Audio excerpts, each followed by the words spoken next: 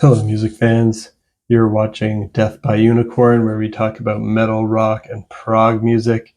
And this is What's New 2024, where I'm going to talk about new albums that came out recently. Today, I'm talking about albums that came out on January 26th and January 27th that I listened to. I think there's 11 albums on my list, and I'll talk about them in my order of preference, starting with the big one, which is Caligula's Horse with Charcoal Grace. This is the 6th album by this Australian band. It's progressive metal, and this is a masterpiece. Go out and buy a physical copy right now. I just ordered mine. I love everything this band's ever done. All of their albums are masterpieces to me, and this is no exception. I definitely need more listens of this to figure out where I'd rank it in their flawless discography. But my favorite tracks on first listen were Charcoal Grace, Part 1, Pray, Storm Chaser, and Mute, with Mute probably being my favorite now after a couple listens. I love the vocal line that starts the song, Mute. It's very powerful and folky. And then the song goes to all sorts of different places. It gets heavy, it's beautiful, it's everything. And in general, the vocals on this album sound the best that they've ever sounded in this band. It's really stellar vocal performances on every song. Of course, the guitars and drums are out of this world as usual too. If there's any album that I'd talk about today where I might spend the time to do a full-length album review video on the channel, it's probably going to be this one. I'm thinking of getting into doing more full-length album reviews instead of just this quick rapid-fire first impression, so stay tuned. We'll see if I get around to doing that if I have some time.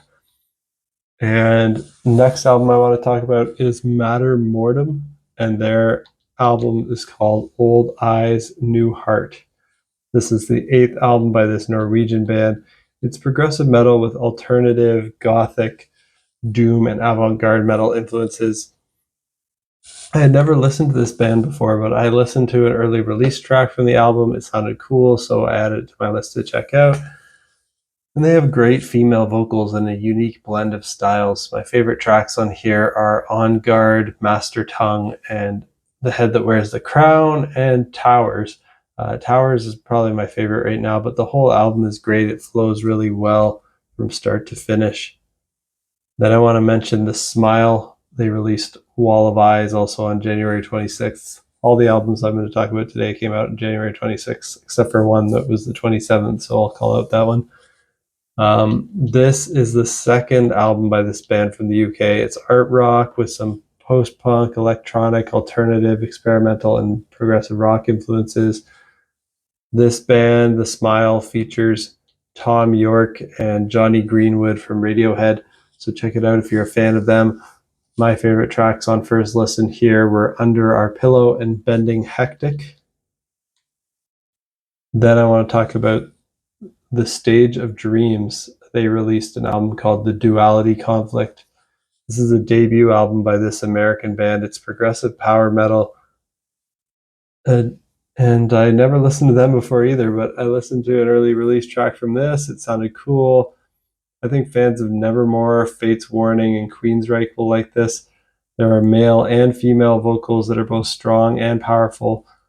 The male vocals are a little over the top on the theatricality and on that heavy power metal vibrato for my taste, though.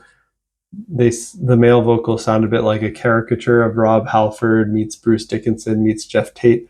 The guitar playing is great, though, and I still found this really enjoyable. So those last 3 albums I talked about, while they aren't masterpieces or even near masterpieces, Caligula's Horse stands way above the rest of the albums that have been released this year for me. They're all still excellent, and I think you should listen to them right away. Now we're getting into some that are more on just the very good, not excellent, not near masterpiece, not masterpiece, but very good still. So listen to these if you're interested. I want to talk about Karfagen and their album Messages from Afar, the Working Tapes. This is, I think, the 19th album overall by this Ukrainian band. It's their 2nd in 2024. They're symphonic, progressive rock. They have art rock. They have new age influences. This band is so prolific that it's hard to keep count of their releases. They released 3 albums in 2023. I really enjoyed them all. I thought those 2023 releases were excellent. This one is very good. I think I like it even better than their release from earlier this year. It's mostly instrumental, but there are some vocal moments. I think it would be better if there were some more vocals, though, to be honest. They have Faces as a long epic track, one of the first big prog epics of the year. My favorite track, though, on first listen was Searching for Mr. Kite. Not sure if that's a Beatles reference for the benefit of Mr. Kite or something, but maybe. Yeah, I recommend checking this out. Great keyboard playing. I don't know if this one was available on Spotify when I checked, but I found it on Bandcamp, so check it out there. Now I want to talk about the one that came out on January 27th, and it's a debut album by a band from the UK called Albion, and the album's called Lakesongs of Elbid.